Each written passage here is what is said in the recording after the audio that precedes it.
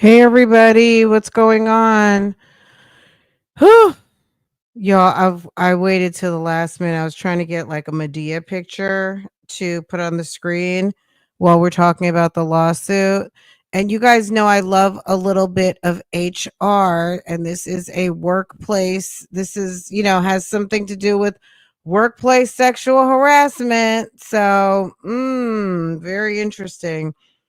Leave people alone at the job. You know what? If I was being contacted, girl, would you leave people alone at the job? Some of these,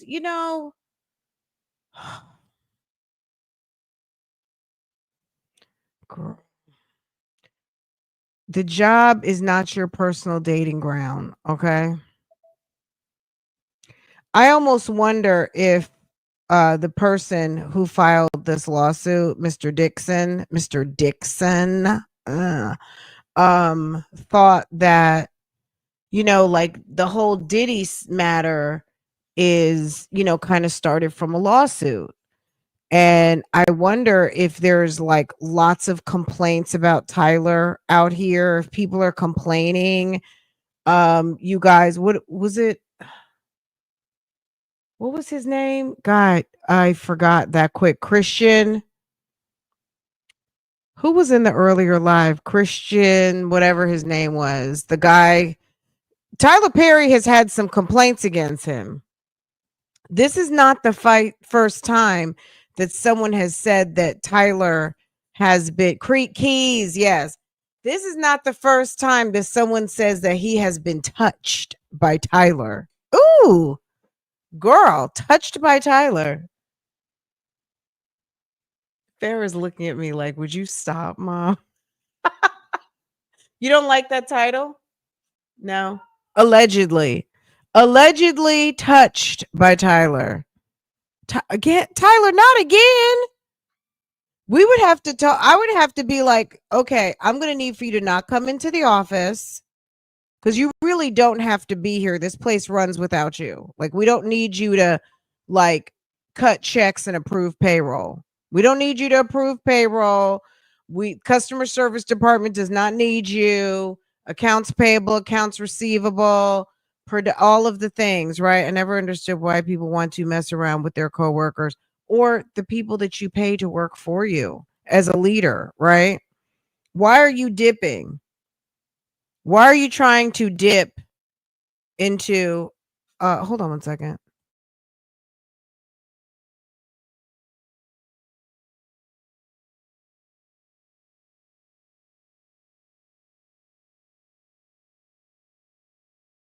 Okay. He seems to have a type, allegedly. Mm-mm. Mm-mm-mm. Hold on, let me see if I can put up this picture. And I feel like I need a visual.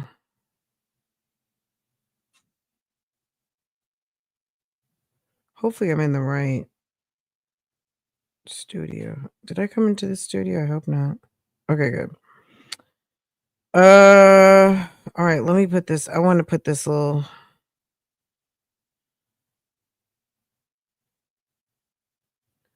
Let's see. Did I do this right? Please be right. Thank you, God. Thank you.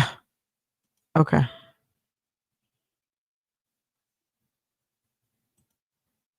Okay. Even though this is a serious matter, I mean, it's okay.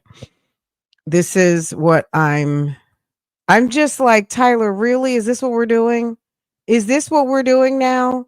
This is a mess. Okay, let's get into it. This is a very long document. I don't know if we're gonna get through the whole thing. We have a guest a little bit later at 2 o'clock. So we're gonna do the best we can, and whatever we don't finish, we'll just talk about later. I'm so happy you're handling today. I am so happy you are handling today. Okay, I am handling that business. Okay. Yes.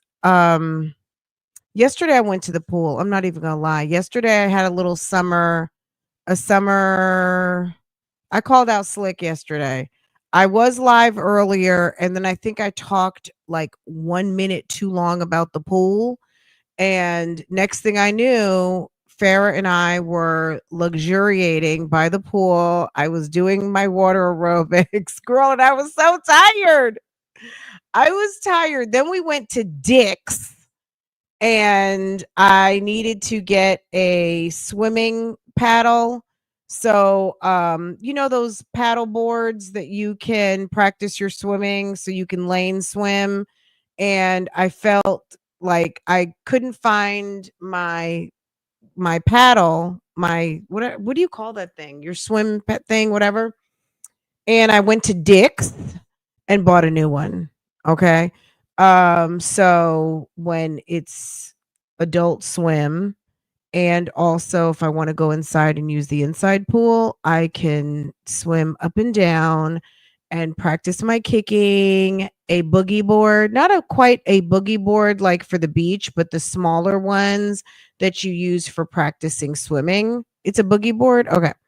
Um with the handlebars to it, and you kind of lay your tummy, not your full tummy, but you use it to swim and like practice your legs and stuff. So I got one of those because I want to use the lane, because like yesterday the at the fun outside pool, the swim lane, the lap lane was free the whole entire time. And I was like, if I had my board, I would just be going up and down the lane, up and down the lane. You know what I mean? And that's what I really wanted to do. So I bought a new one, because guess who ate up my last one that I'd had for almost damn near 20 years? I had one for 20 years, and Lambo comes to the house and tears it up. I was like, Farrah, have you seen my? And she goes, oh, Lambo got to it. I was like, well, there's an excuse to put another new tool in my gym bag, with all my pickleball stuff. Now I've got my new swim stuff. So it's fine.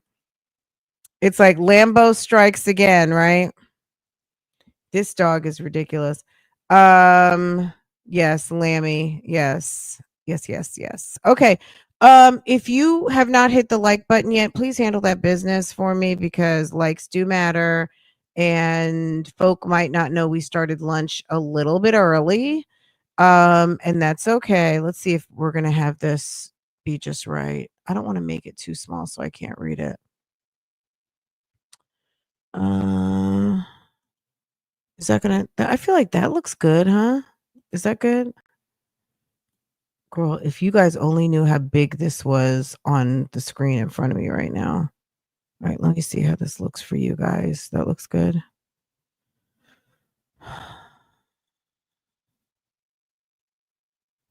Better. Okay. Yeah, Lammy strikes again. Lammy is absolutely, he's so cute. Yeah, Lammy's the absolute cutest nickname. Yes, Lammy. Because people say Lamborghini, and it is Lambo and Porsche, but it is not Lamborghini. His name is Big Papa Lambo. You know, how some might say, "Oh, your name is Chrissy." Oh, well, Christine, Christina, whatever. No, it's just Chrissy, right? His name is not Lamborghini. It's just plain Lambo. Okay, it's Lambo and Porsche. I do call Porsche La Porsche sometimes. Why, I do not know. I call her P. I call her La Porsche. I call her pretty girl. She's so sweet. I love Portia so much. Um, but yeah, Lammy is so, and so Big Papa comes from Little Mama, who was our OG dog who passed away about a year and a half ago, and we miss her so much. And in honor of Lil Mama, we called Lambo's legal name is Big Papa Lambo. Big Papa Lambo. And that's it. That's it. If you wanted to know. Okay, guys, we are getting into the sexual harassment of it all. So this is filed in the Los Angeles County. So this is what's going on here. They say quid pro quo sexual harassment.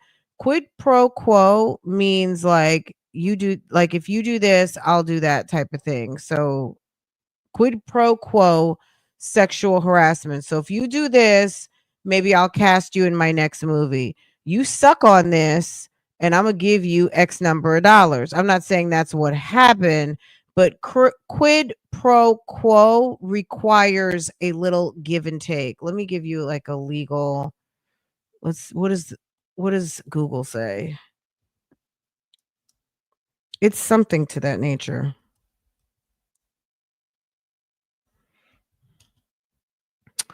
When two parties agree to exchange goods or services, a favor granted in return for something or reciprocity. Okay. Quid pro quo harassment questions. What is quid pro quo harassment? Is quid pro quo illegal? I'm sure it is. Um, mm, Tricks victims with promises of desirable items or rewards, offers or service or benefit in exchange. So you guys get it. You go ahead and suck on this, and then I'm going to give you that. You give me this, you play with this, and I'm going to give you that. Okay? You follow me? Okay. It's the Medea on the side judging for me, period. Okay.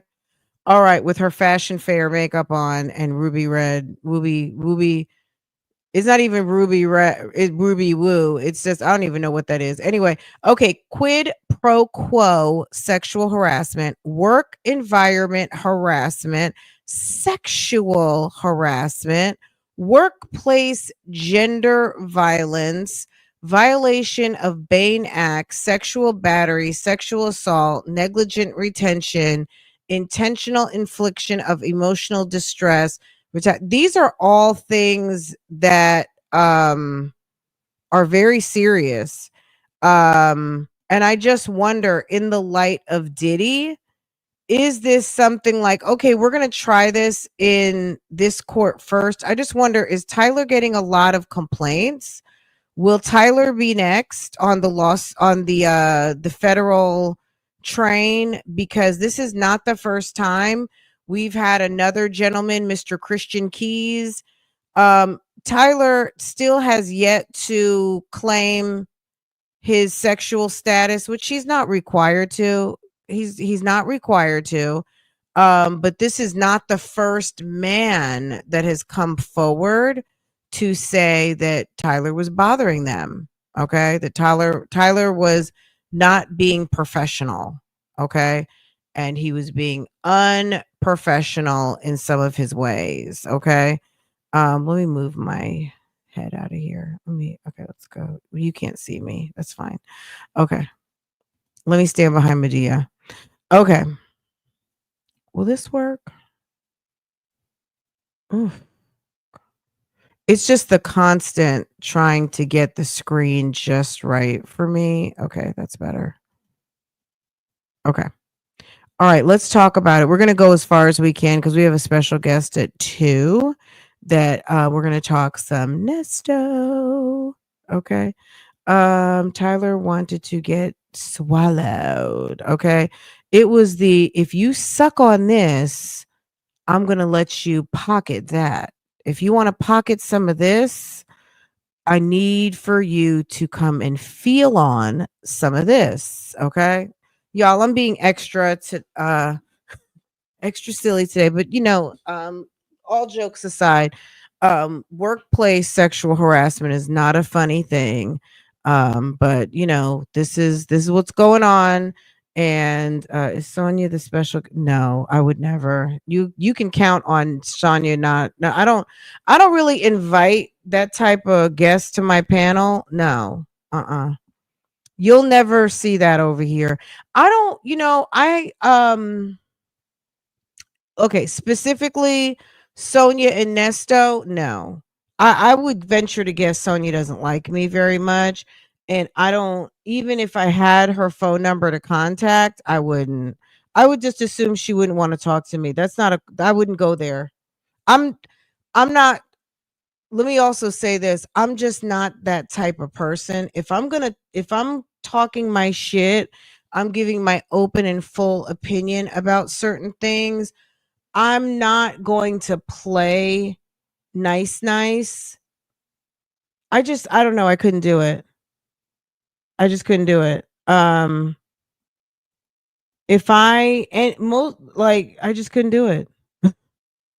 Specifically, I'm gonna as far as Sonia and Nestor are concerned, I don't care if they called me direct and wanted to come on my platform. I just probably could. I really could not do it. What am I going to talk to you about? And are you going to tell the truth? I don't really want anyone to come to my show and talk a bunch of lies. You know what I mean? I wouldn't want to waste my audience time with that. So that would almost be kind of a waste for me to have someone on who I know is not going to tell the truth. You know what I mean? Cuz that's happened to me before where I had a guest on and she completely just kind of used wanting to be on my platform to lie. And I really did not appreciate it very much. So that's okay. Anywho, okay, that's it. That's it on that. But no, it's not Sonya. No. Anywho, okay, let's get into it. Tyler Perry is getting sued for a lot of money, and it's not even that I don't like her. I have a particular opinion and I don't know that I could get past my opinion in this particular set of circumstances. And I don't think she likes me very much. So, what's the point of bringing on an interview if the subject doesn't like me? I already know that they're a liar. What's the point? You know what I mean? So it's not about not liking her. I don't have any feelings towards her. I just don't believe in her story and I don't believe in her ability to tell the story truthfully. So I'm not going to invite a liar on to waste my time because that's one thing I don't do is waste time.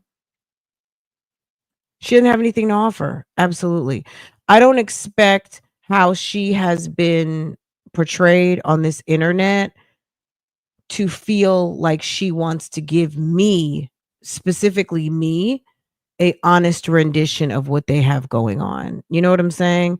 I wouldn't expect that from her. So I'm not going to I would never I wouldn't reach out, but even if the opportunity presented itself, I would pass. I feel like I've been able to offer you as much as I possibly can in terms of good information. So, yeah.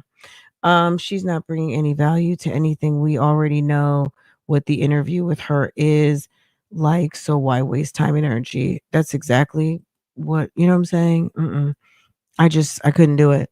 Um, all right, let's get into Tyler Perry, okay? Um, all righty. Summary of action. So I guess they're going to tell us the story of what happened. Let's find out what Tyler has been up to. Whatever we can't get to, we'll finish it up tomorrow. We'll do like part 2 or something. If necessary. Okay.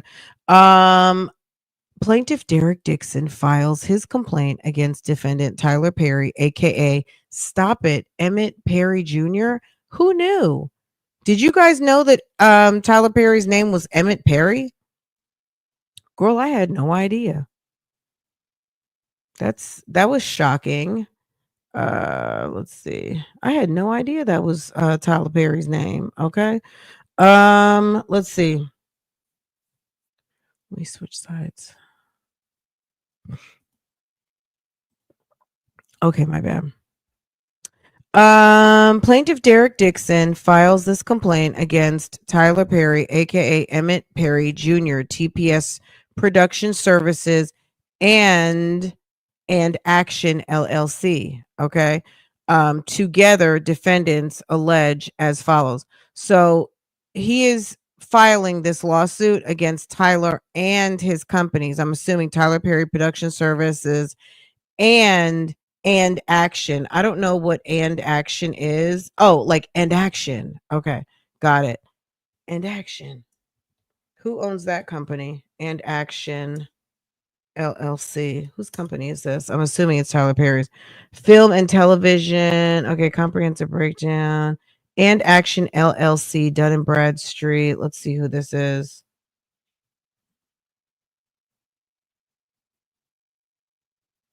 Is that another Tyler Perry company?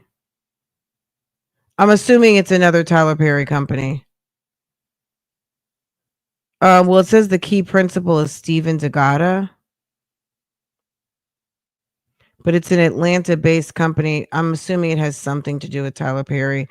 Um, all right, we won't get into the weeds on that, but two company names, TPS Production Services and Action LLC. Okay.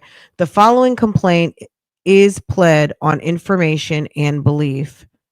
This case arises, thank you so much, hon. Ciao. This case arises from a sustained pattern of workplace sexual harassment, assault, and retaliation perpetrated by Tyler Perry, a powerful media mogul, against plaintiff Derek Dixon, a professional actor and screenwriter. Mr. Perry is an American actor, filmmaker, and playwright who has built one of the most successful careers in the film and television industry.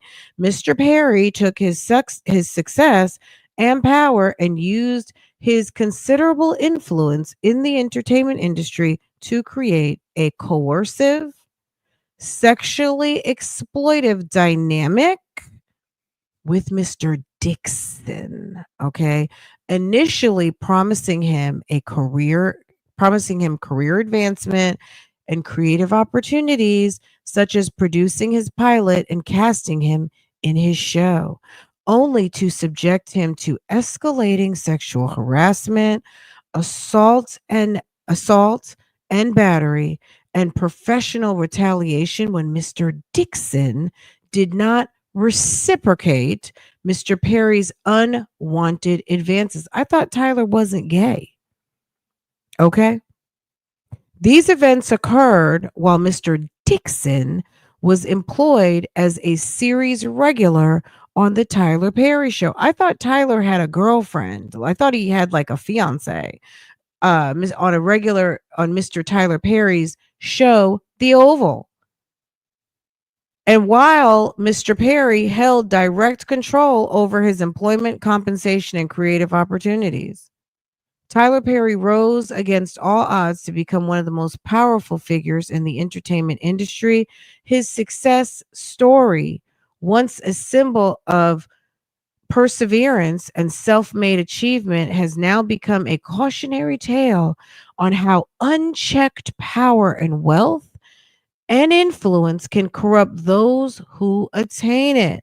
Among other contracts, Perry received a lucrative multi year partnership with Oprah Winfrey Network and with net worth tops and his net worth tops 1.36 billion. Tyler Perry, oh my.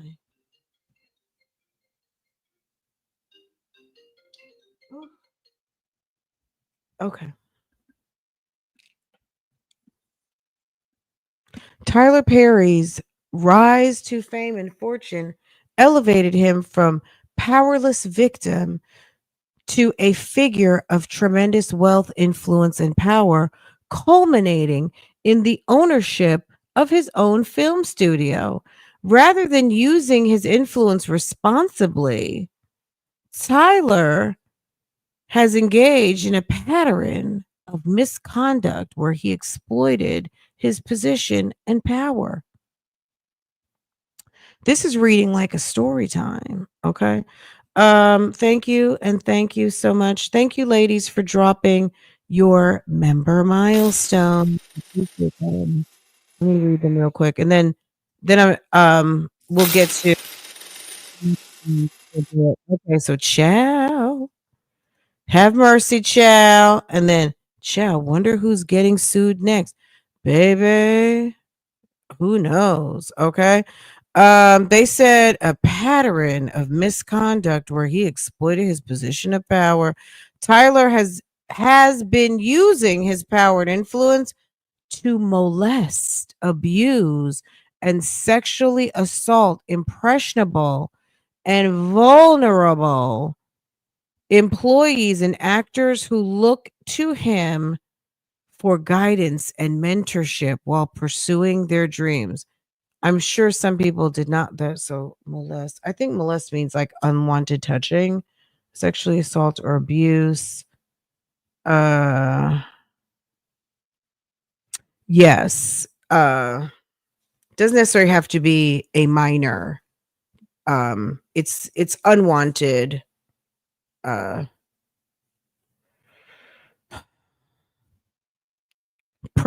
pester or harass in an aggressive and persistent manner. Okay. So don't be thrown off by the word molest. It's like in Spanish when you see the do not disturb, but in Spanish, the translation is no moleste, por favor. Don't bother me. Okay. AKA pester, harass, things of that nature. Okay. Just like girl, just like Harvey Weinstein, mm, Bill Cosby, R. Kelly, Sean P. Diddy Combs, who has not yet been convicted but has been sued, Kevin Spacey, Roger Ailes, and many others in the industry. Mr. Perry's success has led him to believe that money and influence can get him whatever he wants. Mm. There are things in life that money cannot buy. Mm.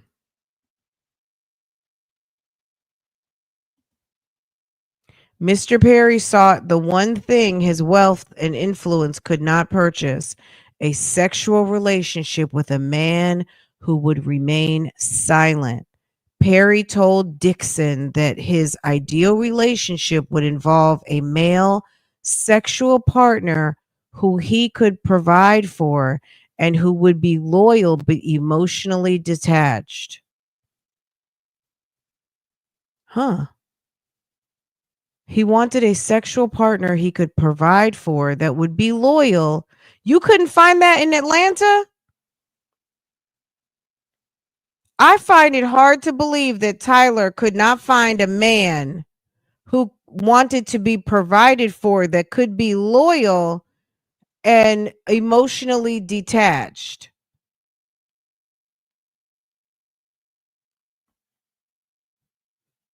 Perry told Dixon, whoever ends up with me is going to be happy, is going to be a happy motherfucker. Okay.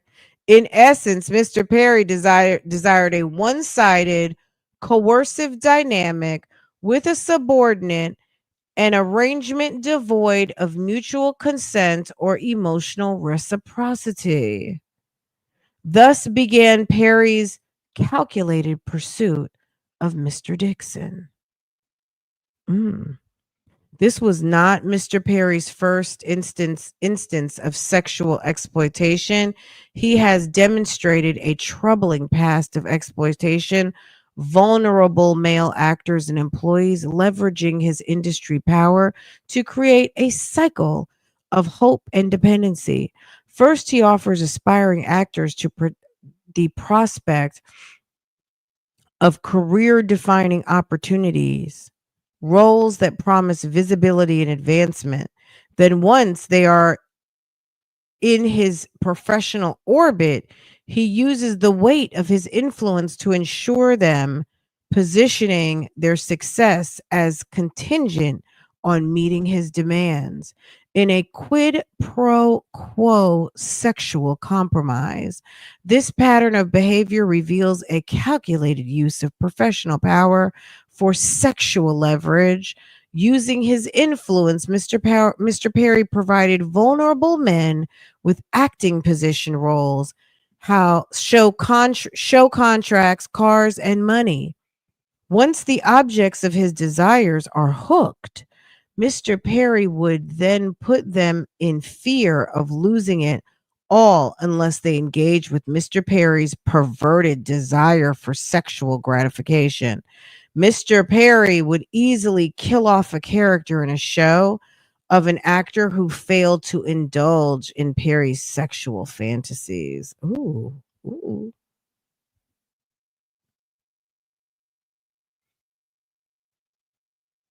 Mm. Tyler could have probably got girl. There's a guy. There's got to be some guys out there in Atlanta who are okay with this type of a deal. But I swear, I can fix this shit. I love killing a motherfucker in a show that no one expects. You could be sipping Mai Tais, counting coconuts right now. Think about the last episode. They are all shot at. We don't know who lives exactly. I'm scared. They should be too. Nope, they're not. Last I checked, we all got the same bullets in us. So they're sitting talking. Girl. Anywho, he's pillow talking via text message. That's stupid. Where is Wendy Williams when you need her? Wendy is in her $1 million apartment, enjoying life. But yeah, I don't know if I'm sure she's trying to keep up with stuff. In one such exchange, Perry stated that he could fix things because the actors of a show he was filming should all be scared because they were all shot at and we don't know who lives, meaning that Tyler Perry was going to use this as a tool to gain compliance with his desires. Derek Dixon was Mr. Perry's sexual desire ever since they became acquainted. Dixon was working as part of the event staff for a party hosted by Mr. Perry. Oh, he was there as event staff? Oh, okay. When Perry noticed him, Perry immediately offered Dixon a chance to audition for a part in one of his TV productions. Dixon agreed and was on set with Perry behind the camera for weeks in close quarters. During the time they were filming, Perry would send flirtatious texts to Dixon. For example, in one message, Perry stated that he was jealous when he saw Dixon going on a walk with another man named Brad. Why did that photo make me jealous? You two together. Ha ha. I don't know. It's just Brad. LOL. LOL. I just wanted to go for a quick walk to get his he just wanted to go for a quick walk to get his steps in. And now I'm walking to Chipotle by myself. LOL. Thick Derek. Get that Chipotle. Oh, okay. He said thick, Derek. Okay, thick. Okay, thick. In another message, in another text message, Perry stated to Dixon that it's going to take what it's going to take for you to have guiltless sex. Have y'all found that yet in therapy? You can have freedom from religious guilt and still believe in Christ. Plaintiff carefully navigated a friendly demeanor to prevent a loss of income and opportunity on the one hand, and on the other, a firm boundary against Perry's advances. Often, when Mr. Perry started drinking, he would demand more attention from plaintiff and get more aggressive with his flirting. What's it going to take for you to have guiltless sex? Have y'all found that in therapy? Yes, it's the exact same kind of car. Geo Metro. What is that? Giving up my religious guilt, becoming a Buddhist? That's so cool. Where you came from. Unfortunately, Derek, I have friends who are in their 50s and 60s who are still dealing with that. And it's so sad. You can have the freedom from religious guilt and still believe in Christ. Oh, so if I guess he's trying to persuade sir that if you feel like going all the way with me is going to cost you your salvation, don't worry because it's not. Don't worry about that. Um he is damn debating. On one occasion, when Mr. Perry was drinking, he started to become extremely annoyed when Mr. Dixon avoided him. Mr. Perry stated that of the 600 people in his phone book, he only wanted to talk to Dixon. Treat myself right. What are you doing? Derek! I'm talking to my sister. Eye roll. Oh, okay, Tyler. Fine. Good night.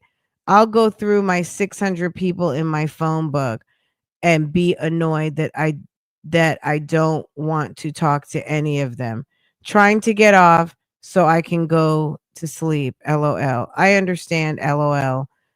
LOL. Apparently you're not the only one that's been drinking tonight. Girl, Tyler said I just started.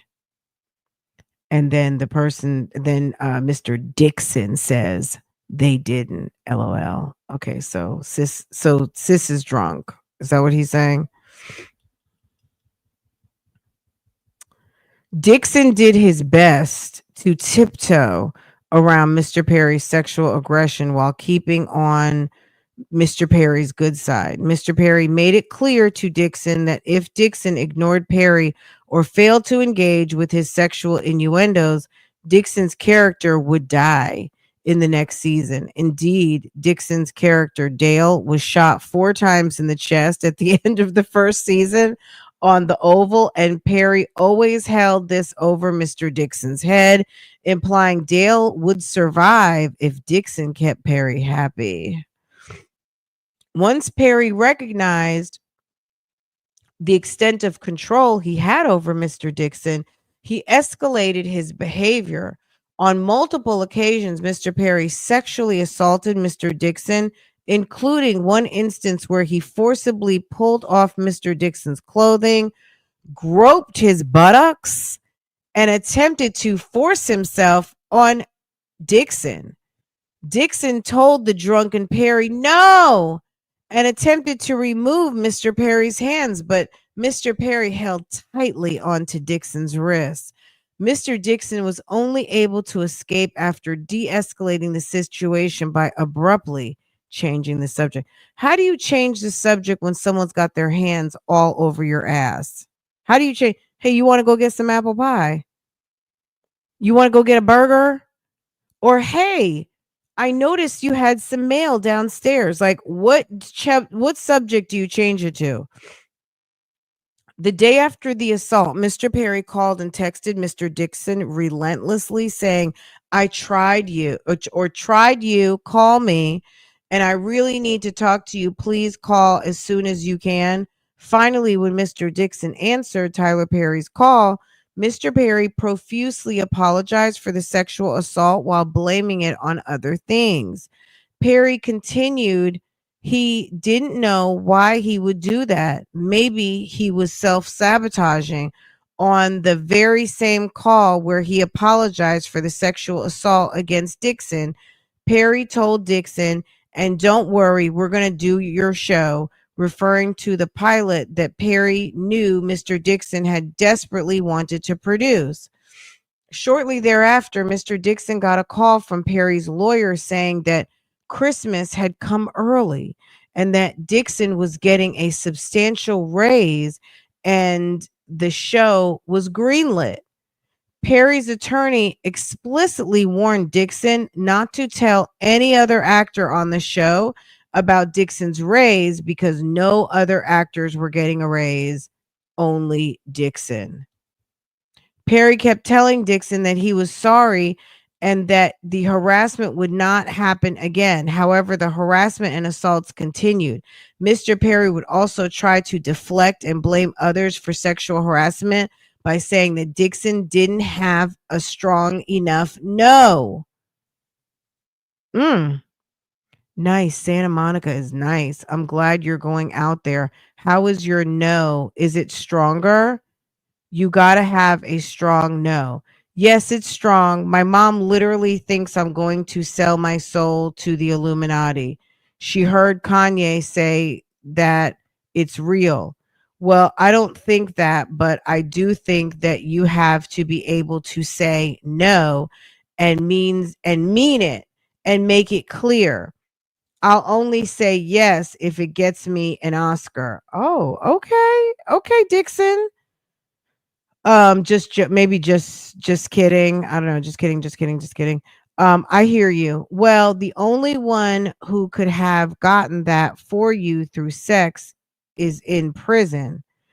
So just stick to the no unless you are really into him. Tyler told Perry you have to be able to have a strong no to propositions for sex and mean it and not make it clear. Dixon did not know how to answer without facing retaliation, cancellation of his production contract, or perhaps being killed, maybe killed off the show. But it says being killed of the show, maybe killed off the show. Um, where am I? So instead, Dixon did not know how to answer without facing retaliation, cancellation of his production contract, or perhaps being killed off the show. So instead, Dixon made a joke out of the situation, stating that I'll only say yes to sex if it gets me an Oscar. In response to Tyler Perry stated, the only one who could have gotten the Oscar for you through sex is in prison. Oh, okay. So just stick with the no. The only one who could have gotten that Oscar, who could have gotten that, meaning the Oscar, for you through sex is in prison. So I wonder who that's supposed to be. So just stick with the no, unless you are really into him. Emphasis added. Perry reveals through these text messages that the no he's referring to was Dixon's no to sex in exchange for promotion in the industry, classically known as quid pro quo sexual harassment. Perry sent his message to Dixon because it is exactly what Tyler Perry was doing. At some point, Dixon left Atlanta to move to Santa Monica to create distance from Tyler Perry. However, even at long distances, Mr. Perry continued to sexually harass Dixon. Look, Tyler, girl,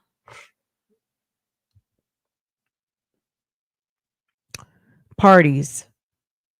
Derek Dixon, the individual who resides in the state of California. Defendant Tyler Perry is an individual who resides in the state of Georgia and in the state of California and has extensive business contracts in the state of California so that he has conducts substantial, continuous, and systematic business activities in California. TPS is a LLC company doing business in the state of California and is headquartered in Georgia. Defendant and Action LLC is a limited liability company doing business in the state of California but is headquartered in Georgia. Plaintiff is ignorant to the true names and capacities of the defendant sued herein, as does 1 through 50 inclusive, and therefore sues these does by such fictitious names under California Code of Civil Procedure. Plaintiff will amend this complaint to allege their true names and capacities when the same are ascertained. Plaintiff is Plaintiff is informed and believes and herein alleges that each of the fictitiously named defendants is legally responsible in some manner for occurrences herein alleged, and that the injuries of plaintiff are herein alleged, as herein alleged, have been proximately caused by the aforementioned defendants and each of them on information and belief, one or more defendant in is the full or partial parent or owner of a wholly or partially owned subsidiary or division of the agent of the alter egos of each other and or subsidiaries or divisions of an unknown unnamed parent or holding enterprise. So I think they're talking about End Action and TPS Productions. Plaintiff is informed and believes that and believes and thereon alleges that each of the defendants named herein has at all times relevant to an action been an officer, agent, employee, and or representative of the remaining defendants and has acted within the course and scope of such agency and employment and with permission and consent of the defendants. Plaintiff is informed and believes that therein alleges that each defendant is responsible. So basically, they're setting the groundwork for I'm suing Tyler and I'm suing these companies. Um, let's see. Plaintiff is informed and believes that herein thereon alleges that each of said defendants is responsible jointly and severally for the events and injuries described herein and cause damages thereby to the plaintiff as alleged herein as the operations of each defendant together, which other ones consistent of the integrated enterprise with centralized operations such that the parent has the substantial control over the subsidiaries' employment practices and the hiring and firing of the employees. On information believe it is further alleged the defendants were at times relevant hereto the alter egos of each other such that to affirm the legal separateness of the defendants for the purposes of the claim presented in this action would lead to an injustice or an inequitable result. There is a unity of interest and ownership between the companies and its equitable owner that the separate personalities of the company and the shareholders do not really exist. Basically, what they're saying is that Tyler Perry owns both of those companies. They are exclusively his. They are under his control. He is fully both the companies are also fully aware of what's going on, but make no mistake, like Tyler Perry is TPS Productions. He is also damn And Action and vice versa. And Action is Tyler Perry and Tyler Perry is And Action. Tyler Perry is TPS. So basically, they're just stating the full scope of the relationship between the individual and these two companies and basically saying that because Mr. Dixon is an employee and or doing business with these companies, then he's holding everybody responsible. Um, it's going to be a problem. Yeah. I mean, so the blacklist would fall into retaliation, right? If you're saying this as the general public, jajamin, okay? If in theory to your your opinion that Dixon is on the blacklist, then that would substantiate that Perry has the power to render this man's inability to work, right? And that his power and influence is real. And Mr. Dixon and that's a problem, right? If that's what the general public is out here feeling, and like R. Kelly was rushed to the hospital yesterday, drug overdose. Yeah, we heard about that. Yeah. Um, it's unfortunate. I don't have a if you would have told me that 20 years ago, I would have been like, "Oh my god, R. Kelly. I hope he makes it." But girl,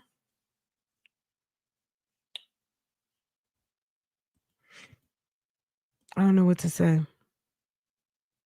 I hope I'm sure he's fine. Luckily, he's at a hospital, right?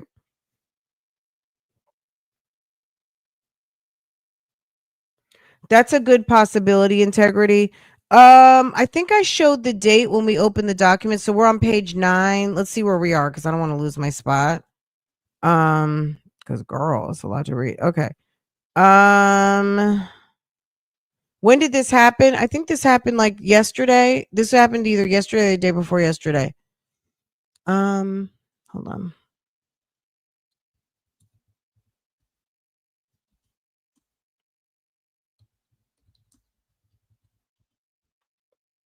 So Tyler Perry's lawsuit. Let's see. I feel like I just heard about this. This just happened yesterday. 200 lawsuit. Now,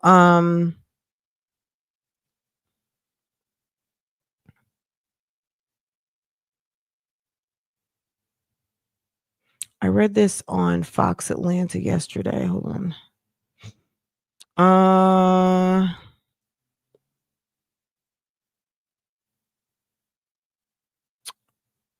mhm. Okay. Let's keep going.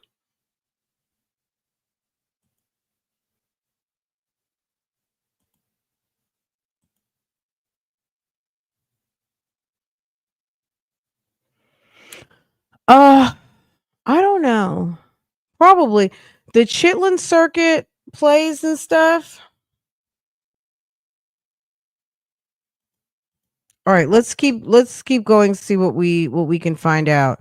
Okay. Okay, there is a unity of interest and ownership between the company and its equitable owner that the separate personalities of the company and its shareholders do not in reality exist.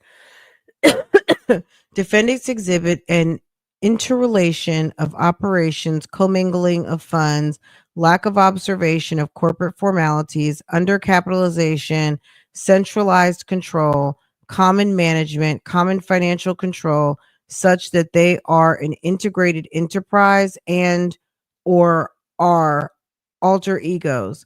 The company is a mere shell, instrumentality, and conduit through which the individual defendant carried on their business, exercising complete control and dominance of such businesses to the extent that any individuality and separateness of the defendants does not. So, again, Tyler Perry is his companies, and his companies are Tyler Perry. Each individual company is a reflection of Tyler Perry. Plaintiff is informed and believes that thereon alleges that all at all times herein mentioned each of the defendants as acting as the partner, agent, servant, and employee of each of the remaining defendants, and in doing the things alleged herein was acting within the course and the scope of such agency and with the knowledge of the remaining defendants. Venue and jurisdiction. This court has personal jurisdiction over all defendants because they all have purposely availed themselves, are residents of the state and or conduct business in California, and this lawsuit arises out of acts that occurred in California and relates to their contacts with California. Further, the vast pattern of abuse, including sexual assault, harassment, and inappropriate, in addition to wielding control and power over the plaintiff, was consistently present when defendant Perry engaged in most recent acts described herein. The location of all events herein alleged occurred within the jurisdiction of California. Plaintiff was harmed and injured in California by the defendant. California Superior Court also has jurisdiction in this matter because the individual monetary damages and restitution sought herein exceed the minimal jurisdiction limits of the Superior Court and will be established at trial according to proof. Venue is proper in Los Angeles pursuant to CCP 395 and CCP 395 dot 5, in that liability arose there because at least some of the transactions that are the subject matter of this complaint occurred therein, and or each defendant either is found, maintains offices, transacts business, and has agent therein. The action is also timely under California Sexual Abuse and Cover Up Accountability Act, California Sexual Abuse and Cover Up Accountability Act, AB 2777, amended California Civil Procedure Action 240.16, extending the statute of limitations, opening up revival windows for adult survivors of sexual harassment and related claims, and acknowledging that a 2-year statute of limitations simply does not provide sexual assault survivors adequate time to heal from the physical and emotional trauma of the sexual assault and prepare for a civil case. Mr. Dixon was a resident of California January of 2023 through the end of the relevant time period, and the sexual assault and harassment of Mr. Perry continued and extended into the relevant time period where Mr. Dixon was a resident of and working from California for Mr. Perry. Mr. Perry also reside in California. Much of the harm caused by the sexual assaults occurred in California. On information and belief, defendant Tyler Perry has engaged in similar sexual assaults in California. California has a strong interest in allowing its residents to recover from injuries sustained, even if the claim would be time barred in other states. Additionally, California law provides specific revival statutes for sexual assault claims, such as California Code, Civil Procedures 34016, which revives certain claims that would otherwise be time barred if the plaintiff meets the statutory criteria, including allegations of a cover up by an entity legally responsible for the assault, and the claim may proceed under California law, even if it would be barred under Georgia law.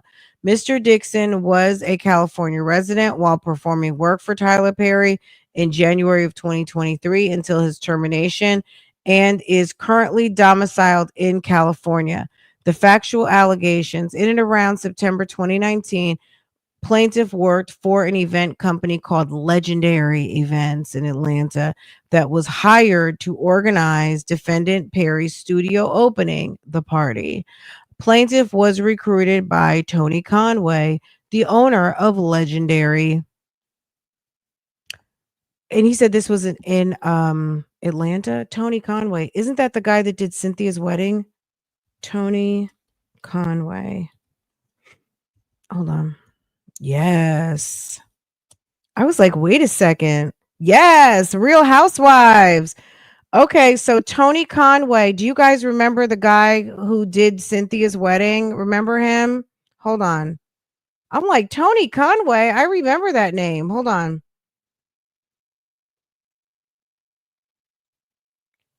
Let me see if he's got Cynthia's wedding on his Instagram. You guys know who this guy is. Look, this guy right here. Remember him? Cynthia's wedding?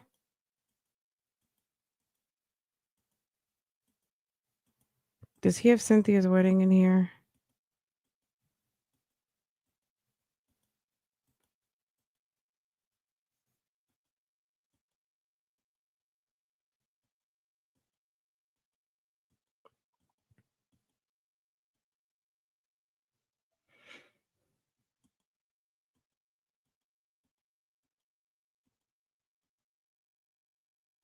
I feel like this is the guy. Let me scroll down because clicking is not going fast enough.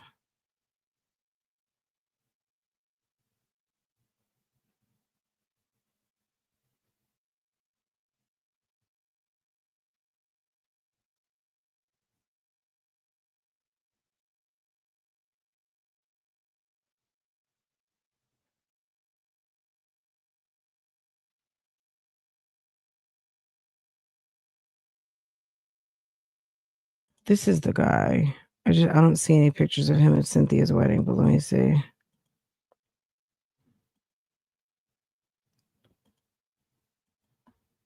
Okay, so Mr. Dixon was working for Tony Conway. Okay, a Legendary. Let me see.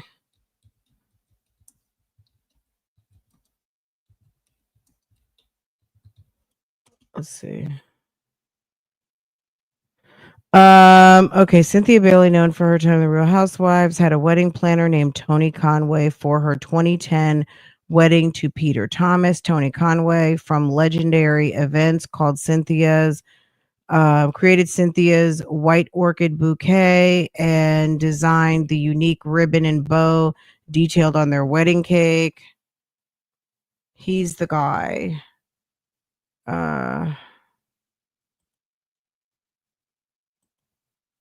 Let's see.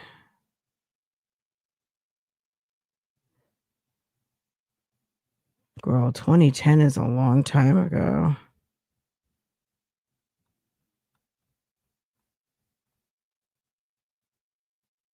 Let's see.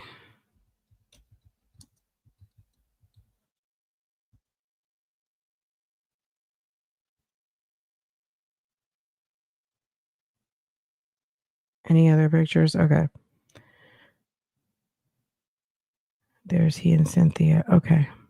I just had to get that because I was like, wait a second. I feel like, okay, I'm missing something. Okay. Let's get back to business. So in 2019, he was working for Tony Conway from Legendary Events and a close friend of Tyler Perry. Not surprised. Okay. Oh, okay, Peter. Okay, Peter. Right.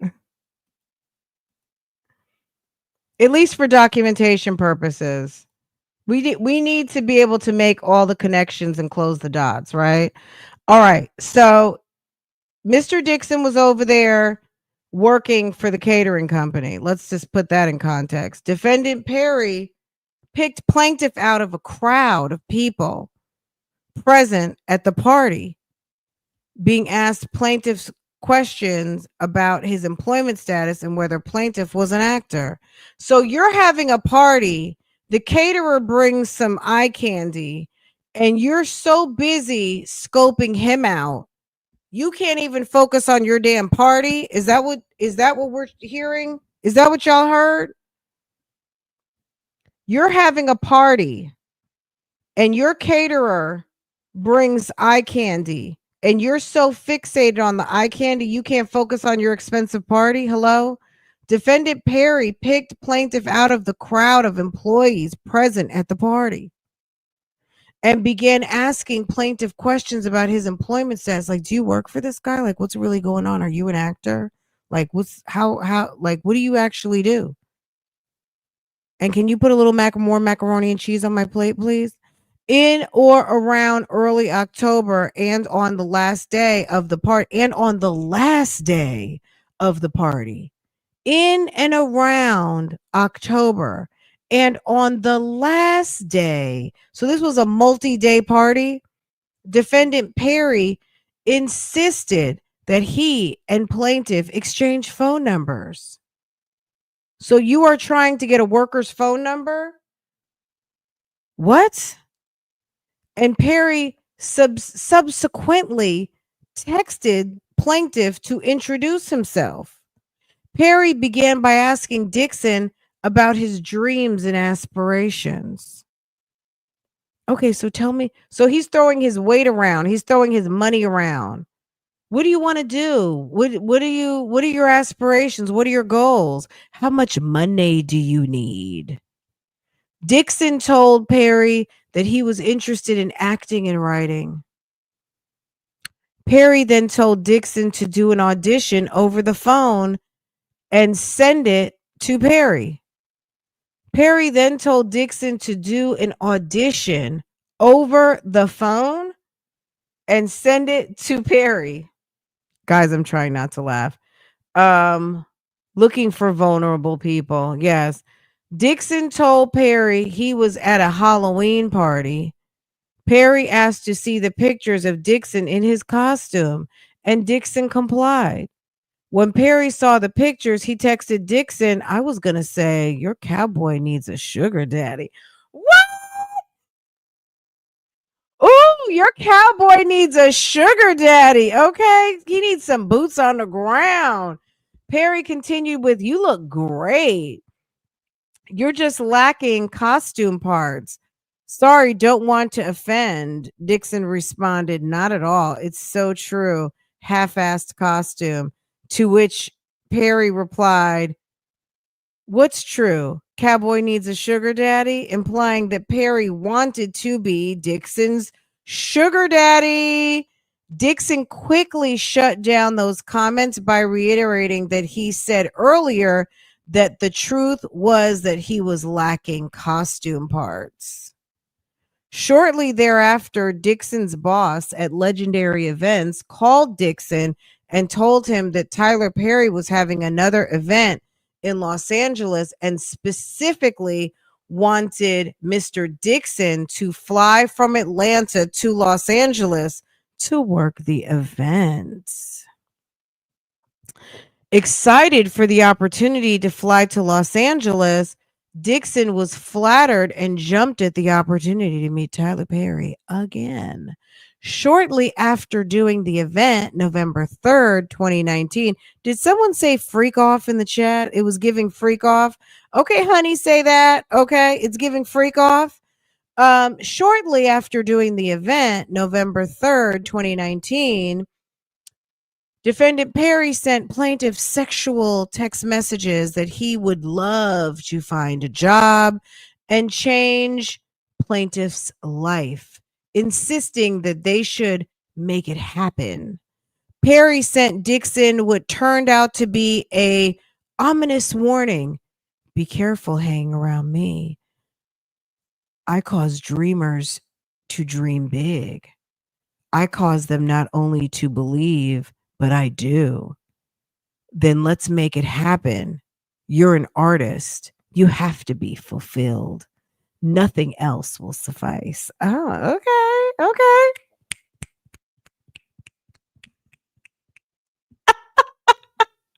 The very next day, defendant Perry sent an email which contained an offer for plaintiff to play the role of Dale in Perry's television series Ruthless. Perry said it was a small role that could get a lot bigger, thereby setting up the first stage of the series of escalating quid pro quo offers. At this point, Dixon did not know what Perry was interested in.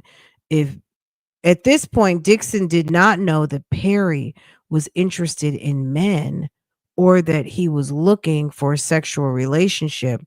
Dixon assumed that Tyler Perry was genuinely caring person who discovered the talent that Dixon always felt he had.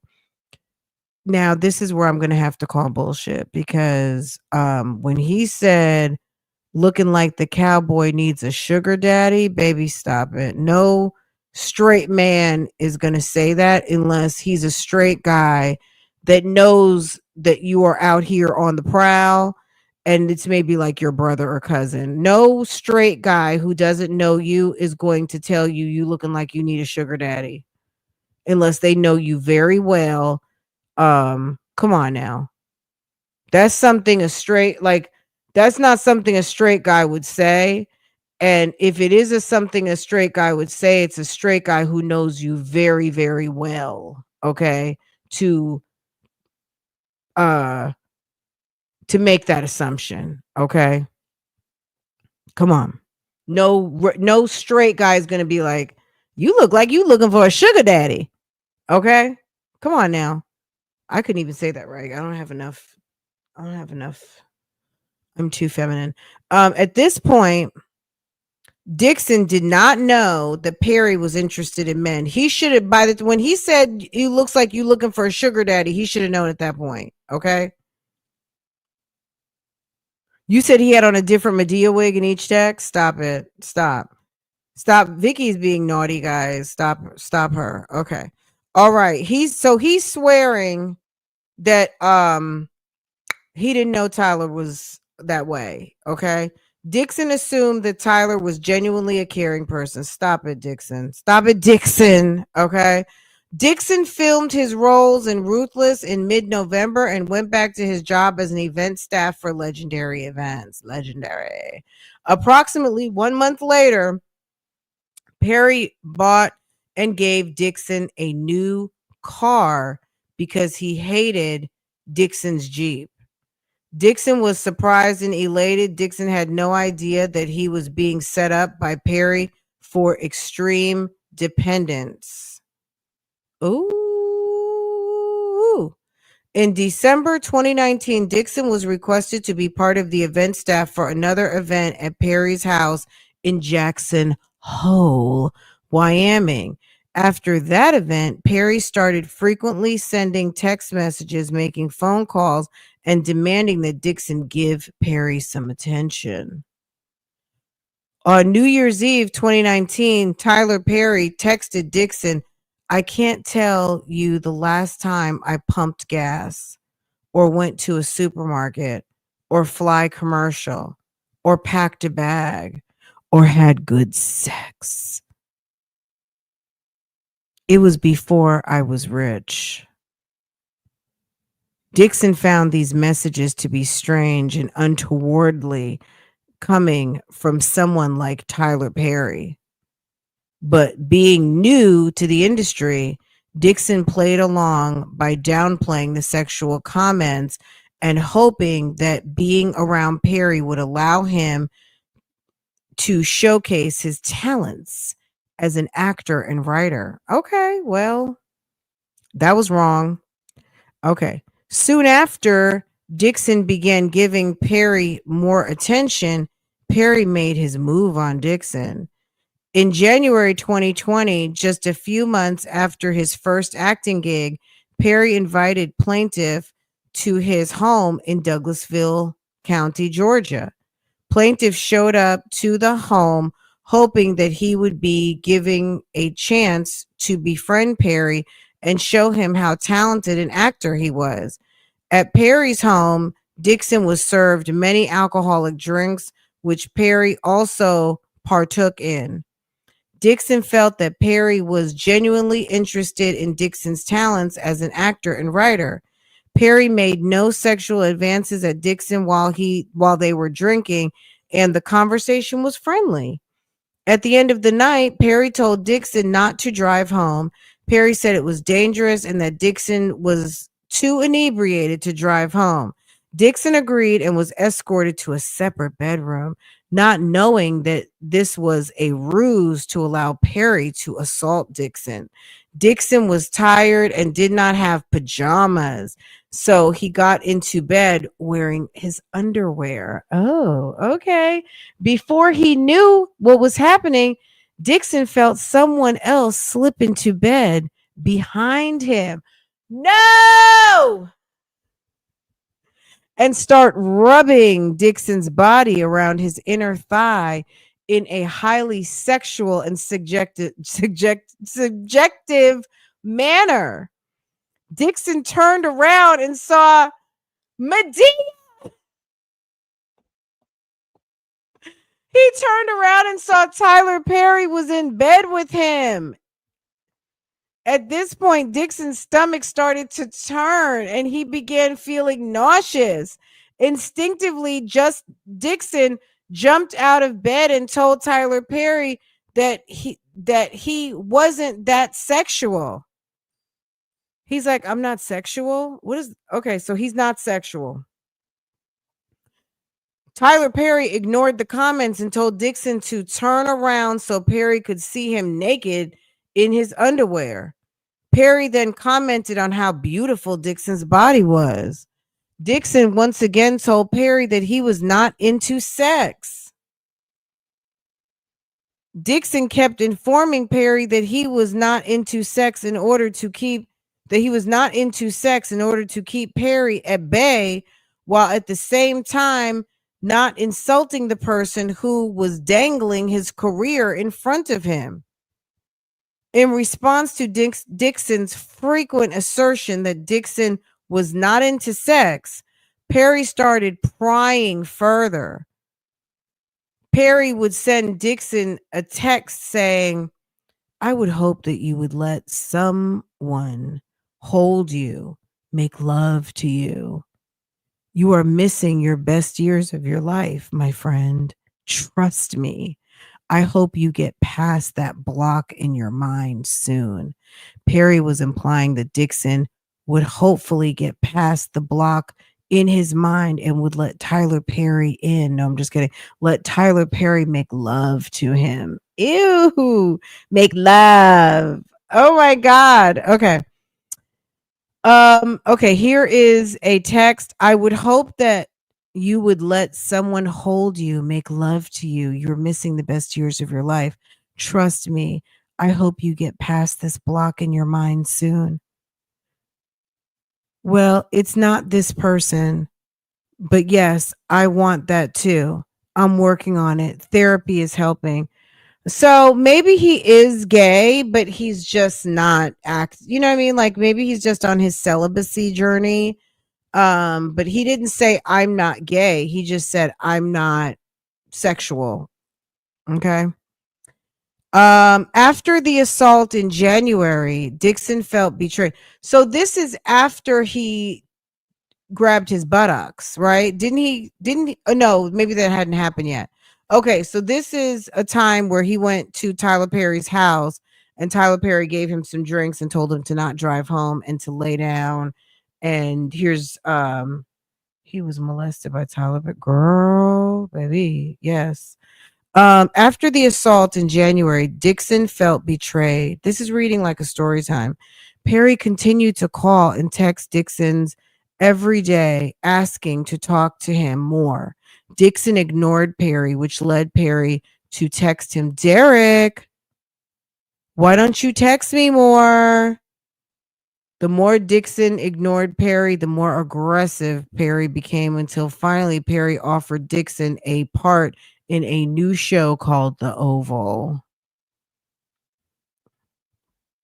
Dixon was intrigued and hoping that this would be, but I mean, as a man, you don't know when someone likes you, like as a person. Forget about this guy making sexual advances to you, but just as someone who made it past high school, you don't know when someone likes you. I mean, if I'm sleeping over your house and I have a guest room and all of a sudden I'm trying to sleep and all of us, first of all, when the door opens, I'd have been like, "Hey, what's up?" For my Rihanna voice.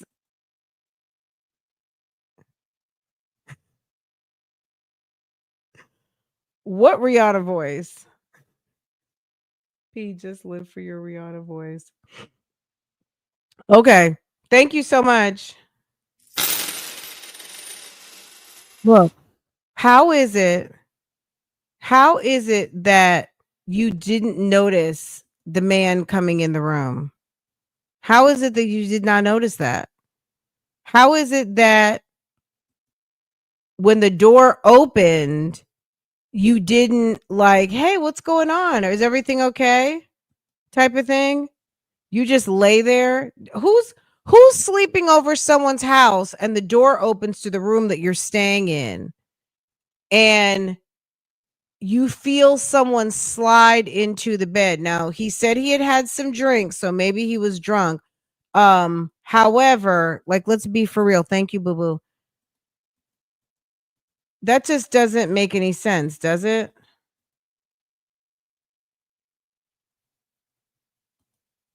And then you get in the bed and then all of a sudden you're trying to spoon with me. You're spooning on me and then you're feeling on me.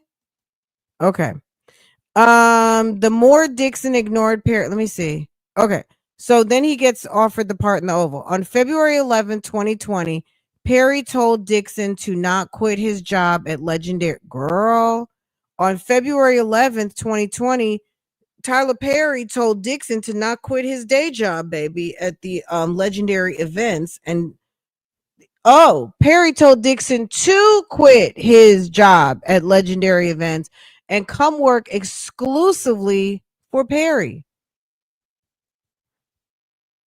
Perry was not able to control Dixon as long as Dixon has a secondary income that was providing for his basic needs. Once Dixon quit his job due to his role on the Oval, Perry started getting more and more personal with Dixon, knowing that Dixon was under his control. Perry would often say things like, I give, and no one every does anything. You see this another typo. No one every does anything for me in return. No one ever gives me what I want or what I need, implying that Dixon was not giving him sex. Perry started asking Dixon about Dixon's sexual preferences and what role Dixon took on when engaging in sexual acts, whether he was a top or a bottom, which is sexual terms means whether Dixon prefers to give or receive anal sex. Okay. Backdoor. I'm going to say backdoor. Okay. Perry further indicated that Dixon, further, girl, I can't even talk. Perry further indicated to Dixon that he had sex with men before and that he was a top. Perry further told Dixon that when you have a big dick and when you hit the G spot right on these bottoms, they go crazy. So Tyler Perry is a top. Tyler further indicated to Dixon that he had sex with men before. I've had sex with men before, and I'm a top. So that's what he told him. He told him he's a top, and he knows how to please. That's basically what he told him. Girl, can you believe that, baby? Baby. Perry further told Dixon that he wanted a man who was in a relationship with another individual but with whom he could be emotionally involved and engage in sexual acts with. Perry further told plaintiff, okay, so Tyler Perry told Dixon that he wanted a man who was in a relationship with another individual, but with whom he could be emotionally involved and engage in sexual acts with, like a friend with benefits relationship, because Perry did not have time to deal with emotional aspects of a relationship, only physical. So he just wants your sex. He just wants sex. He doesn't want your friendship. That's what he wants. Despite these comments, Dixon knew that a full-throated refusal would land him in the doghouse and might result in a role being cut out of the Oval. Fearing that his career would end before it began, Dixon put up with these comments and continued to maintain that he was not the sexual type. On or around March 2020, Dixon received a script for the Oval. He was written in as a season regular and was therefore expected to quit his job at Legendary Events. Dixon's character was written as a gay, homeless, desperate store clerk who had to sleep with one of the other characters for a place to stay. More importantly, at the end of the season, his character would be shot 4 times in the chest. Dixon felt that this was a way for Perry to test Dixon out for a year to see if he would be loyal to Perry. When Dixon asked Perry about the shooting, Perry indicated that if Dixon was did a good job, Dixon would be back. And that shooting didn't necessarily mean that Dixon's character was out of the script for future seasons. Perry commented that Dixon's character was only shot in the chest, not the head. Dixon immediately understood that his job security depended on his relationship with Perry. From this point, Dixon worked with the constant fear of losing his job if he did not engage with and endure Perry's sexual harassment.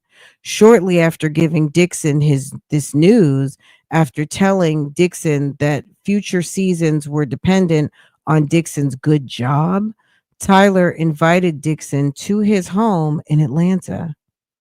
Plaintiff asked questions and tried to wiggle his way out of the invitation because he remembered what happened the last time. the two were alone. However, plaintiff knew that his job security, income, livelihood depended on his attendance. Plaintiff had seen other employees of Perry's who had experienced sudden deaths on the show when they fell on Perry's bad side. In fact, Perry had made it clear to Dixon that he would often kill characters in order to get an actor to be loyal or obedient. When Dixon arrived at his house, Tyler Perry gave Dixon a warm welcome and was very friendly. Soon after, Tyler Perry started asking Dixon a slew of sexually charged questions, even asking Dixon if he liked it rough in bed. Tyler then physically reached out and violently grabbed Dixon's throat, attempting to choke Dixon, and remarked, "Wow, look how excited you just got. You do like that. Ooh, he's a freak." Dixon was horrified, shocked, and in a panic. Dixon never thought that Tyler Perry would get so violent and would place his hands on Dixon's throat in a sexually aggressive manner. There is nothing sexual about my neck. You know what I'm saying? Like, ew. Um, baby. Dixon did not enjoy or consent to any of this conduct. Dixon was in shock and took 2 steps to immediately de-escalate the situation. Due to the onset of COVID-19 pandemic in March of 2020, filming for The Oval was postponed indefinitely. During the period in which filming for The Oval was postponed, Tyler Perry would make FaceTime calls and other contacts to Dixon almost every day, treating Dixon as his on call pet. Dixon felt obligated to answer for fear of losing his role, income, and career. Perry often asked Dixon about his whereabouts, or often demanding that Dixon responded immediately. When he didn't, Perry would send text messages to Dixon stating, "Derek, girl, and what are you doing?" Additionally, Perry was jealous of anyone who Dixon had a relationship with. Tyler Perry told Dixon that if Dixon got COVID-19 from his roommate at the time, Dixon would not be able to shoot The Oval. Perry encouraged Dixon to move into one of his on-set studio houses owned by Perry, where Perry would have more control over Dixon's whereabouts. Therefore, Perry would text plaintiff about other actors on the show, Ruthless. Perry told Dixon how he manipulated employees through ruthless retaliation. Perry told Dixon that if he did not like the way an actor behaved or the way an actor was acting, the character would simply die in season 2. Dixon understood that Perry was informing Dixon to be cautious about disappointing or upsetting Perry. As a result, Dixon continued to put up with Perry's suggestive messages and sexual advances while doing his best to protect himself by taking notes and amassing evidence of the sexual harassment and keeping old text messages. In one conversation in or around April 2020, Perry told Dixon that Perry imagined Dixon prancing around in a cowboy outfit, and that Perry did things to Dixon that he couldn't talk with Dixon about any further because they were so wrong. In and around April 2020, and while Dixon was living in the studio homes on set, Perry often coerced Dixon into drinking alcohol and get on the phone with Perry. Perry would frequently have someone drop off alcohol to Dixon's door. Perry would eventually turn these phone calls into sexually explicit rants. Perry would get frustrated if Dixon and tell Dixon that he was not giving Perry what he needs. Dixon's refusal to succumb to Perry's sexual advances caused Perry to be ever more frustrated. He said prancing. He did. That's what he said. Prancing in a cowboy outfit. I bet you he would like a boots on the ground naked dance off. That's what they should do. Girl, go ahead. Have a boots on the ground naked dance off. Eventually, Perry warned Dixon that if Dixon told his castmates about the harassment, Dixon would be opening himself up to lots of questions and foolishness, and demanded that Dixon not discuss any of their conversations with the castmates. Perry upped the stakes by telling Dixon point blank that he was not to tell anyone about their friendship. Perry told Dixon that it should all remain a secret and tried to make it seem like this secret was for Dixon's benefit. Perry continued to sexually harass Dixon on June 27, 2020. Defendant Perry texted Dixon that all he wanted for his birthday was biscuits and BJ. Stop it. He wanted biscuits and BJ, referring to blowjobs, oral sex, but that all Perry ever received was biscuits, insinuating the request for oral sex from Dixon. This text was followed by other messages calling Dixon cute, cutie, and that Perry was just thinking about. I got to see what this guy looks like. I got to. Listen to me.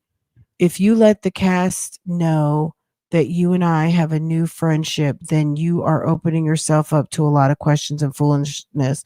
You want them to know that you are there because of your talent, not because we have a friendship or because Tony got me to give you a job, because Tony got me to give you a job. Oh, really? So he's making it seem like Tony Conway's involved. um, you earned your spot like everyone else. Don't give people an opportunity to play you small or they will. Don't let people play you small, okay? I can't teach you everything. Unfortunately, there are some things you'll have to learn for yourself. Because when we go back to work, I'm not going to know you. I don't have any friends that work for me, my friend. Professionalism is key. You're totally right.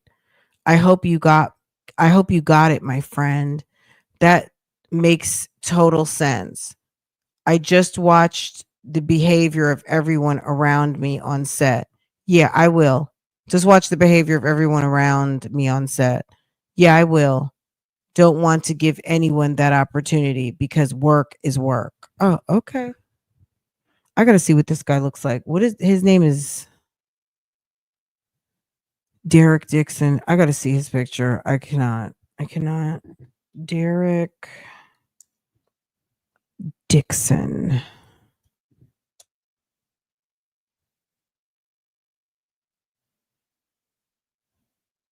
What?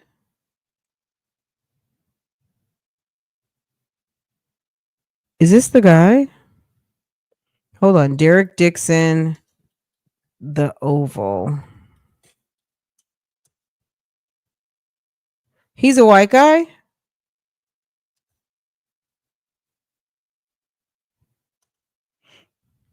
Oh,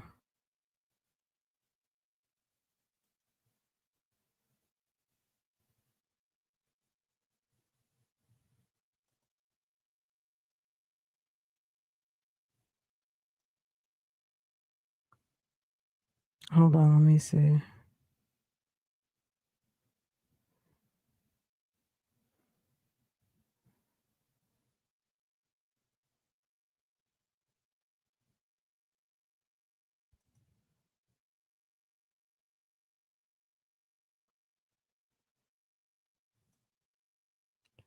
I'm like, seriously?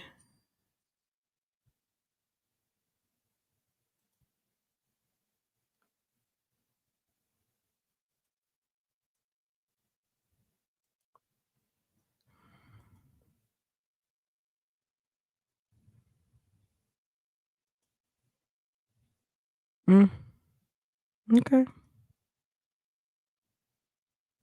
Okay.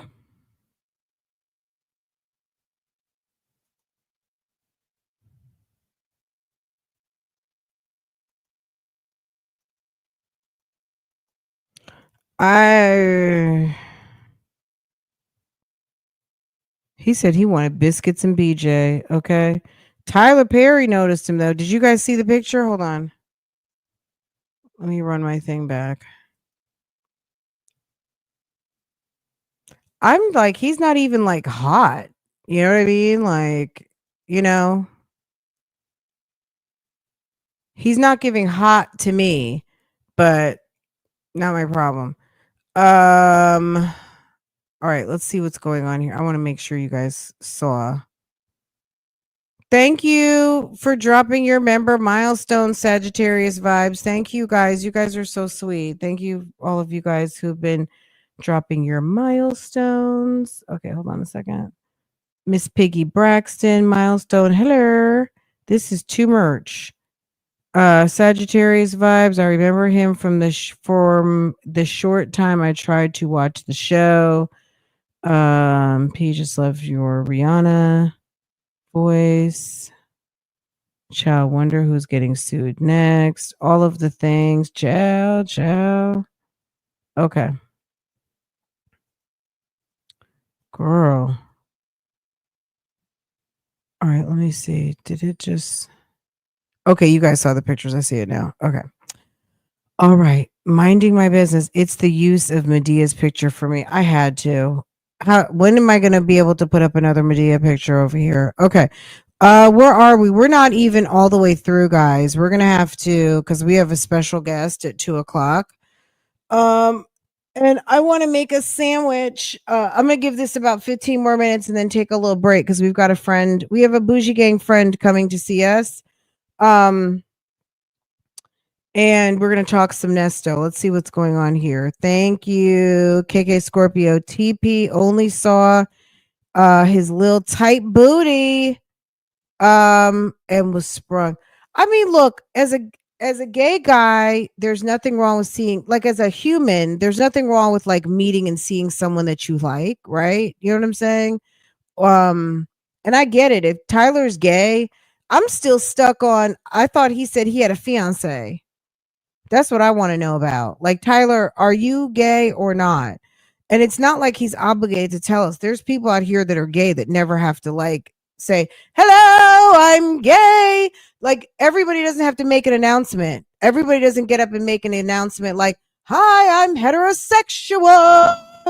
Everybody doesn't have to make an announcement, but this man walks around with females talking about he's engaged to a woman and all of these things, and I think people are just kind of like, well, Tyler, which one is it? Like, you know what I'm saying? He's not obligated to let us know. He can go be with a man all he wants. I promise you, it's not gonna, I don't care. Okay. Um, but I'm still like, Mr. Dixon, I'm still trying to catch up with. He said he was engaged to a lady. I don't even know what that's about. According to you, he's talking about biscuits and BJ.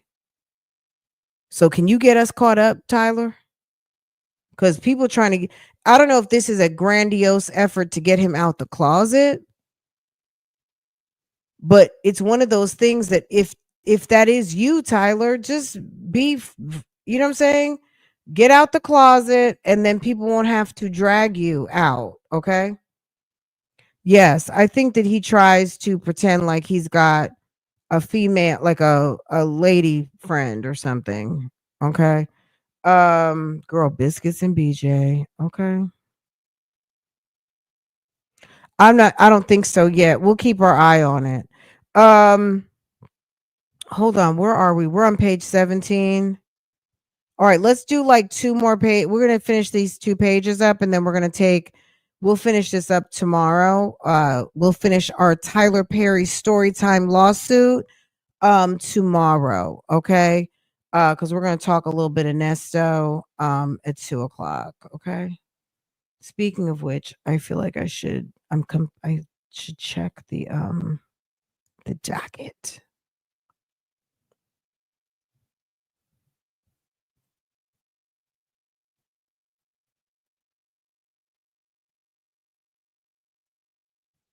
Let's see if there's anything on the docket.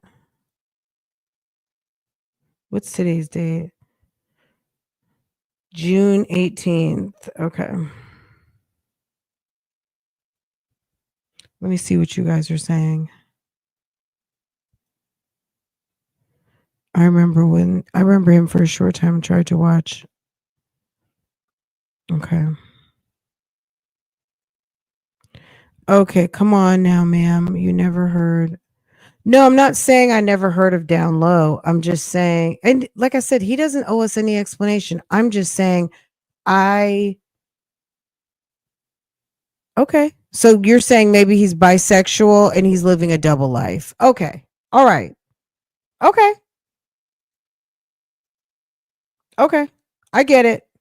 So maybe he's just living a double life. I've heard of DL, but I didn't think of that. Like I didn't think of that option. And you got to look at it this way, champions. At the end of the day, everybody is not down low out here. So for those of us who don't live down low and down low is not really like on the list of options on how you live, excuse me for forgetting that down low is actually an option, but okay, that makes sense. So maybe he is just down low. He said he wanted someone he could be involved with in secret, I guess. Somebody he basically had friends with benefits options. So yeah, maybe he is a classic down low. I guess I'm just kind of more like you're just you are what you are and just live in your truth type person. So I didn't even think of down low, but yes, down low is absolutely an option. I didn't think about it. I didn't think about it, but I would imagine that that is um that being down low will get you on Front Street. People who live out loud or live out freely don't necessarily have to worry about being exposed because everybody already knows, you know what I mean? There's probably an assumption about your business, right? Even if he is DL, it still doesn't make this story true. It makes it allegations. This is just a lawsuit. Lawsuits, this complaint is just a list of allegations. That's why I'm saying, girl, we'll be back with our Tyler Perry story time. But at the end of the day, it doesn't make it true, doesn't make it not true. It just makes it allegations. We don't really know. Um, can you do his so-called response to? Of course. Girl, biscuits and buns.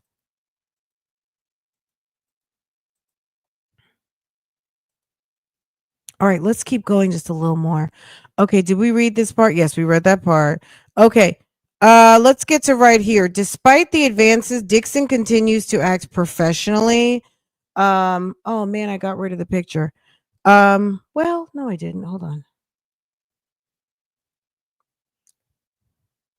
In case you have not seen, this is Tyler Perry's boo thing. Uh this is who I don't know. I can't believe that a lawsuit like him grabbing Tyler Perry's bun, like him grabbing Tyler Perry and everything is one thing, but it's also like, well, damn. Um, wouldn't you think like you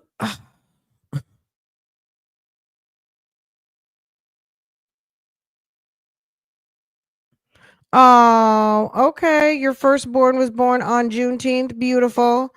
Um, okay. I have so many questions, but we'll talk about them. Um,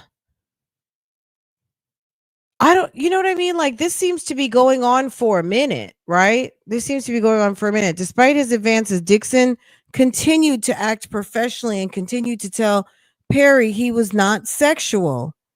It seemed to be the only way of keeping Perry at bay while keeping his job. In July of 2020, Perry remarked how much he loved the script of Dixon's television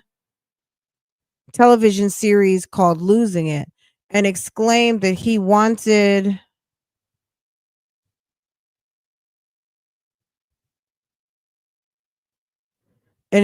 he wanted to shoot the pilot for it. Perry would never really work towards that goal. And what Perry was really doing was making Mr. Dixon more dependent on Perry so that Perry could later extract sexual favors from Dixon as a quid pro quo to produce the pilot. In or around August 2020, Dixon and his castmates began shooting for the Oval after delays due to COVID-19, during which time all castmates and crew lived on the studio set in a quarantine bubble. Shortly after, Perry confided in Dixon that two castmates were pissing him off. Shortly after, Perry confided in Dixon that two castmates were pissing him off and that Perry swore that he knew how to fix this. Perry added that he loves killing a motherfucker in a show that that no one expects, that he was going to shoot them all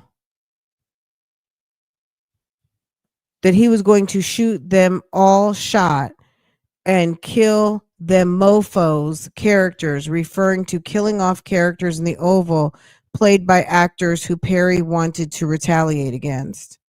Okay. But I swear to you, I know how to fix this. I love killing a motherfucker in a show that no one expects. You could be sipping Mai Tais counting coconuts right now. Think about the last episode. They were all shot. We don't know who lives. Exactly. I'm scared. They should be too. Nope, they're not. Last I checked, we all got the same bullets in us.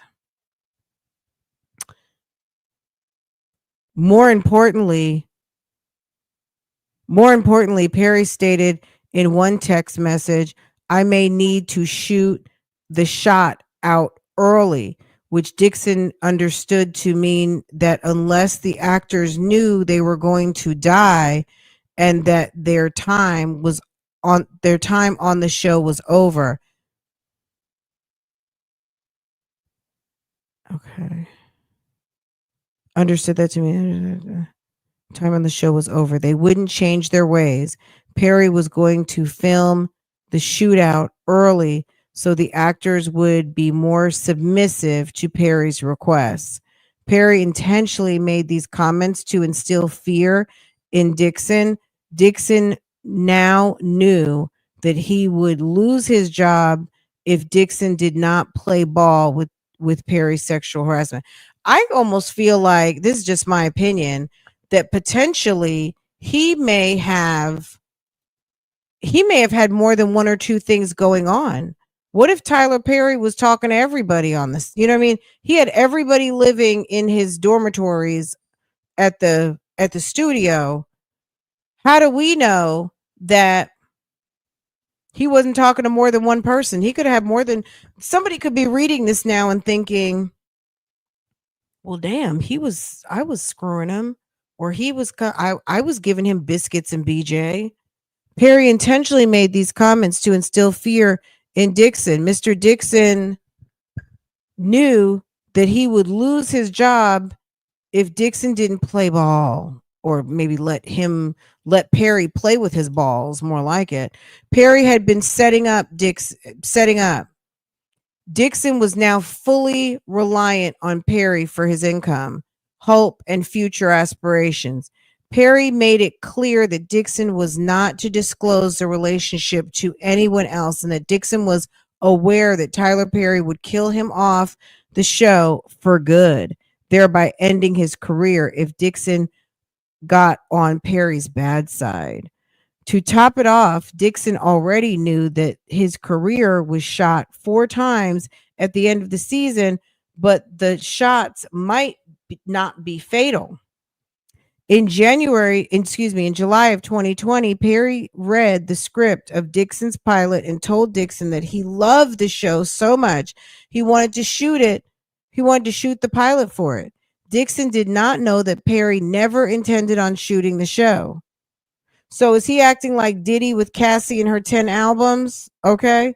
Perry knew that he could use the motivation for shooting Mr. Dixon's show to get Dixon to do what Dixon had been resisting for many months, which was give Perry the sexual gratification Perry so craved. Once the stage was set, Perry knew he could get away with sexual harassment.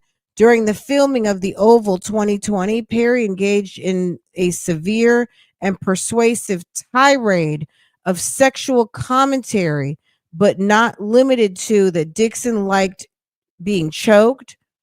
Following Dixon being choked by a cast member in one of the scenes of The Oval, why do you twist your hips when you walk?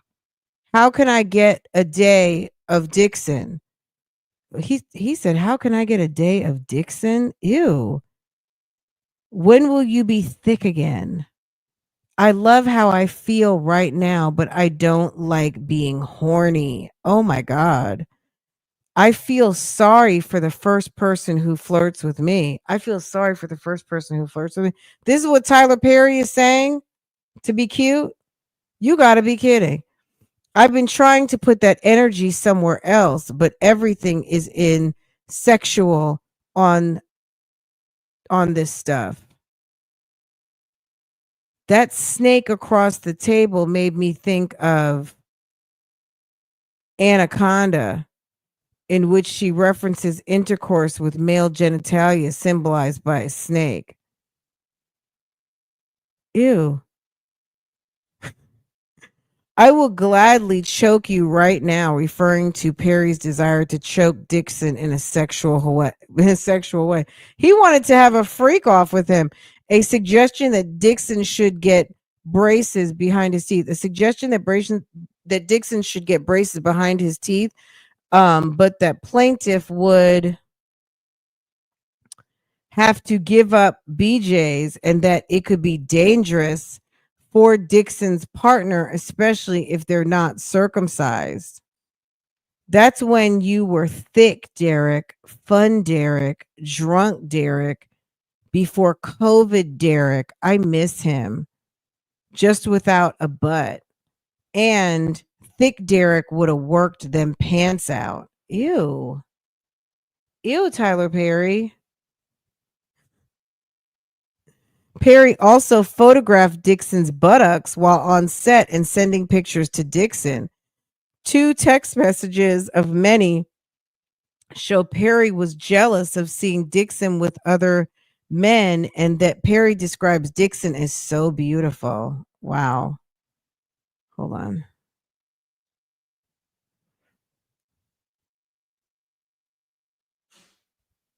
Hold on a second. Hi. Okay, Farrah. You have to excuse me. I'm reading something. Hush. She's laughing and ran off. Just stay out of here for another 10 minutes. Why did that photo make me jealous? You two together? I don't know. It's just Brad, LOL. LOL. He just wanted to go for a quick walk to get his steps in, and now I'm walking to Chipotle by myself. LOL. Thick Derek. Get that Chipotle. Ha ha. Can you tell from the photo? No, I can't. Only from your jeans. Ha ha. That's how I measure too. If I'm not filling them out, I'm not working hard enough. He said, right, right. In your mind soon. Well, it's not this person, but yes, I want to. I'm working on it. Therapy is helping. No, not that person, LOL. Just saying, LOL. I feel sorry for that person that you choose. And I won't even take an aspirin from anyone. And I won't even take an aspirin from someone anymore. Ha ha. I would cry if that wasn't so funny. Why? What I mean by that is that you're so beautiful. When you finally are able to unlock your mind, you're going to make that person crazy. The fact that they were texting each other is fugazi. Like, if they like each other, fine. But why were you going back and forth texting I don't know. Derek needed to go. A series of comments and other unwanted sexual references made by Dixon made Dixon highly uncomfortable. Dixon was caught in a bind. He could not complain to anyone in HR. He had nowhere to turn for relief from his sexual harassment, and he knew that if he did not endure it, he would be killed off from the Oval. He was unsure whether to joke back or rebuff Perry's sexual harassment. So he endured it, knowing that his job was on the line if he did not engage. His lawyer has said that like 25 times now. It's getting on my nerves. That's what we get. That's what we get. There's a lawsuit, right? We understand that. So it's like you don't have to keep saying it. Perry would also share intimate details of his own sex life with Dixon. Among other things, Perry would tell Dixon that he had not had good sex since he became rich. Over here with the bougie gang over a year. Thank you, Kathy Darling. Thank you, Kathy Darling. Thank you, darling. Thank you so much. Maybe he was the Uncle Joe character sending messages. Help him and his lawyer. Him and his lawyer. I mean, it seems believable, but it also seems like you know, you could call Tony back, call Tony Conway back. Okay, so we're on page 21. We're gonna have to stop because I've got a guest coming at 2:00. Now what are the allegations? So we're on page 21. We'll have to remember that. The allegations are quid pro quo, sexual harassment, work environment harassment, sexual harassment, workplace gender violence, violation of the Bain Act, sexual battery, sexual assault, negligent retaliation, intentional infliction of emotional distress, and retaliation. Okay. And he's suing Derek Dixon is suing Tyler Perry, an individual, TPS Production Services, a limited liability company, and Action LLC, a LLC, and Doe's 1 through 50. So there's like several people that he's also including in this situation. And I guess he's saying he doesn't know all of their names.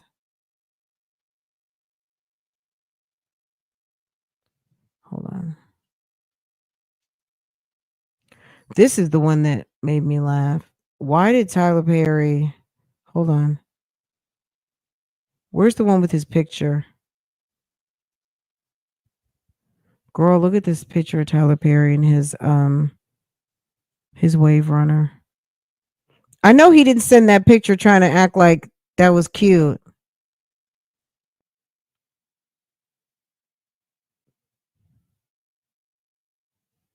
All right, we ended up on page 21. So all of these stories, then they go into the cause of action. All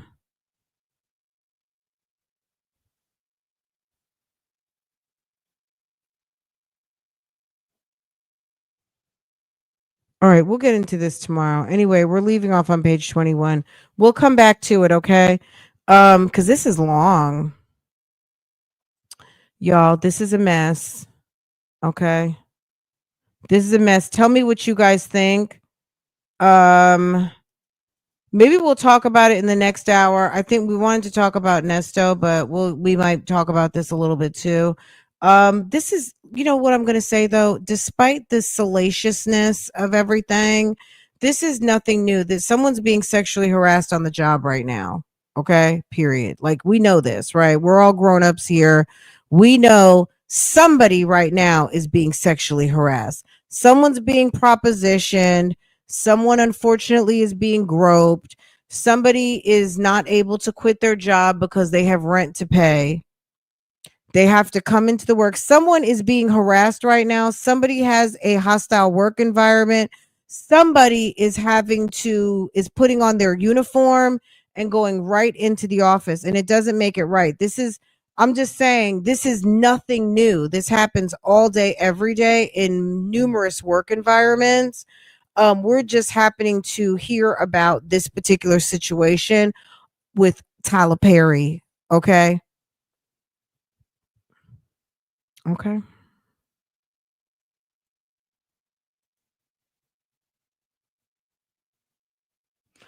Okay. When I was reading this, I was thinking to myself, now this is a script.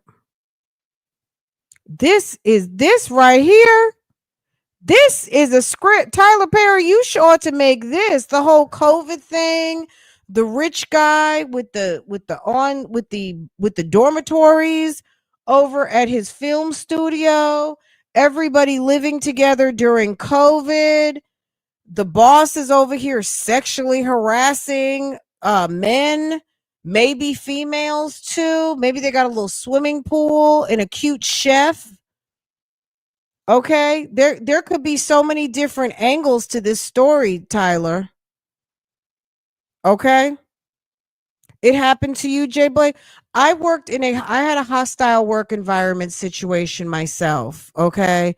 I had someone who was not sexually harassing me, but I had a coworker who was a hateful ass bitch, and baby, she was not exclusive at all with it. She would get on everybody's nerves, okay?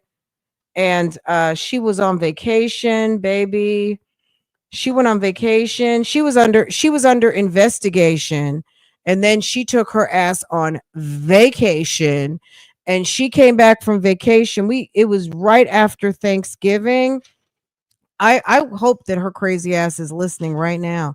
Um and girl, our boss, this is when I worked for the global recruiting team for Walmart, and I support a service center here in Charlotte. This girl had just came back from vacation, and our boss from Bentonville, Arkansas had came in. It was the Monday after Thanksgiving.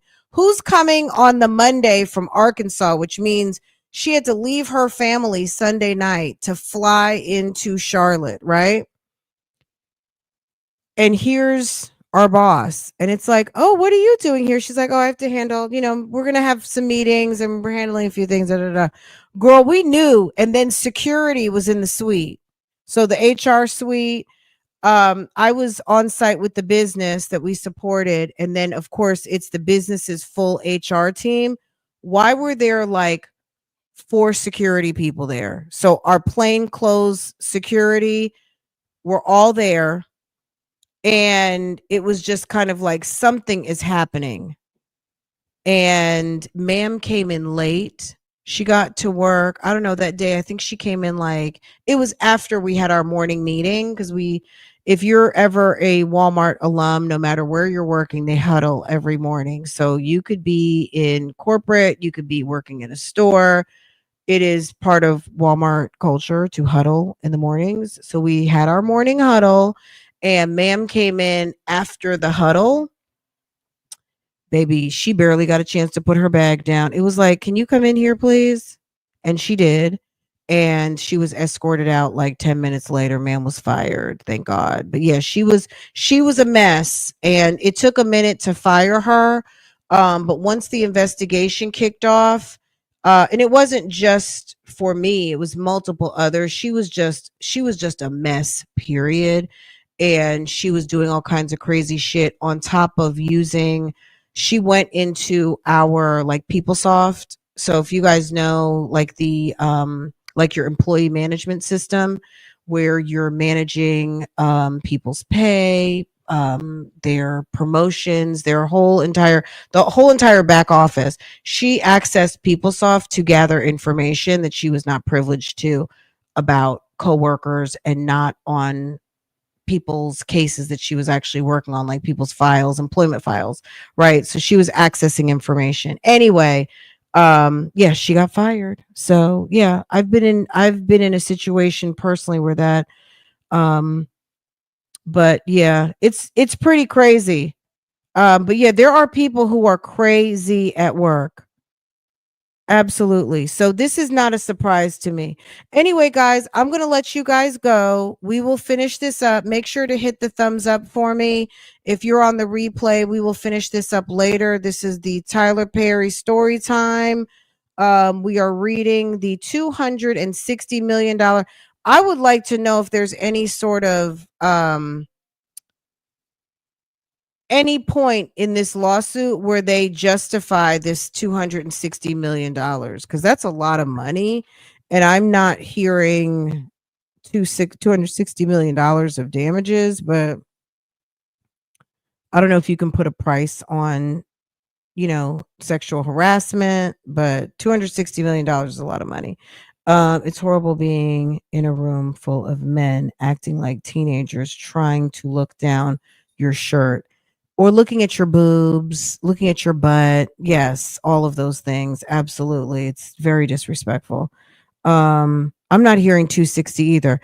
Um,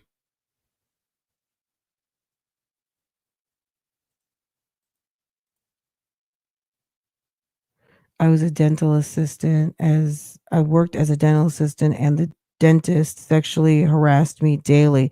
I was in my early 20s. He was in his late 40s. It was the most stressful and humiliating experience. Absolutely.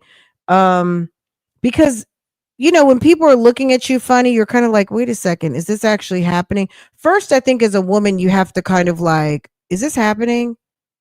And then you get out of your head that you think you're in your head, and then okay, this is happening. And then you have to make a decision what to do. And sometimes people have to, not have to, but in their mind, they reconcile. I got to do this because I need my check. I got to pay my rent. I got to do this. I got to do that. Blah, blah, blah. I think when it was my situation with the coworker who was fucking crazy, um, I what I reconciled when I reconciled, it was not my imagination what was happening.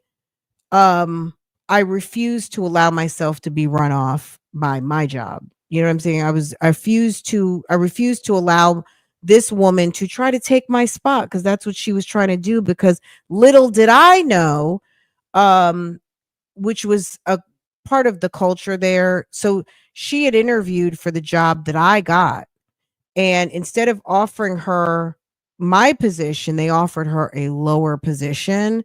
They still hired her, but they didn't really hire her for the position that she wanted. They gave her like a runner up type role. And she was salty about it. And she fucking hated me from I wouldn't say day one, but she hated me day two, um, till the day she got fired. So she was a bitch. And I get it. But I don't have a whole lot of compassion. I don't feel sorry for her. I don't feel anything. I just feel like, unfortunately, it is what it is, and it happened the way it did. Um, okay, we'll get back on this. It's a great I mean, outside of it being Tyler Perry, it's just a great topic because this kind of stuff, it's happening. I mean, it happens every day. It's happened to a lot of people. It's happening right now, and it's all of the things. Anyway, we'll finish it up tomorrow, and I'll see you guys back live in like 10 minutes. It's time to start now, and it's going to roll you guys over there, but just expect me by like 2:15. Just give me a minute to get some water and get myself together and make sure my guest has arrived. And I'll see you guys in a couple of minutes. Okay. Bye, guys.